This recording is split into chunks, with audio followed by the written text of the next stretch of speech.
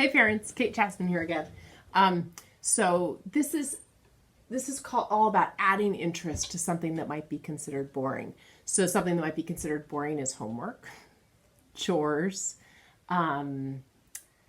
something else that the child has to do that they're not really super interested in doing.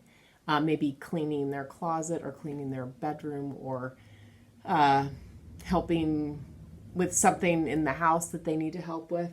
So a way to add interest for our brains is to do there's some other things we can do to make a task more interesting. Think about yourself. You know, sometimes if I take a walk, I'll listen to music, or if I'm going to clean out my closet or something, I'll often listen to a podcast that keeps my brain active while I can do the thing I don't really have to think about too much. For a lot of our kids, they're super smart, they're super creative, their brain is going a mile a minute. We need to keep those brains busy. It's kind of like when my dog was a puppy. We had to really keep him busy. And it's kind of the same thing, right? You got to keep your brain busy sometimes. So music helps. Something like a podcast could help. Sometimes for some people, they're social. So a study buddy can help. So a sibling, a parent, a friend, a dog, a cat, right? It can be the pet. It doesn't have to be a person. A fidget, something to play with your hand so you can do the boring thing. That's why fidgets are so helpful. That's why my husband sits and plays with a pen the whole time he's at work all day long and he's on the phone. He's doing boring phone calls, so he's playing with something with his hand.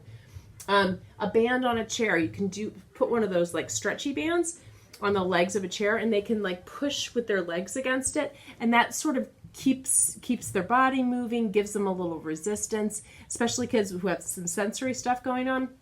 It can really help them to have that pushing, or flexible seating in general, like a wobbly chair or a beanbag chair where they could sit on the carpet to read instead of at their desk. Like some kids don't like to sit at a desk, and I think a lot of parents feel like you have to sit at the desk to take your work seriously, but sometimes that's really not their preferred seating. So let them mix it up a little bit and see where they're actually productive. If they're not productive, you might have to revisit it and say, hey kiddo, you thought you wanted to sit on the couch in the middle of the living room with the TV on, but that didn't work. So you might have to adjust it with them, but let them try, because you might be surprised at what they can actually get done when they're in different environments that you didn't think would be feasible for getting work done, and any kind of movement. And so that could be like if they're doing multiplication flashcards, they don't have to sit at the desk to do that. They could be up on the trampoline jumping, or they could be dancing to music while you're asking the flashcards. As long as they're sort of following along and engaged, it's okay. Like some people's their bodies need to move for their brains to really be on and thinking. So wherever you can, think about adding interest and start to notice and point out to your child when they're the most productive. What has just happened? Was it that they just had baseball practice and they're super productive for like an hour after baseball practice? That might be because their brain has gotten turned on. Is it that they just had dinner? I should add food in here. You could add food on this one too.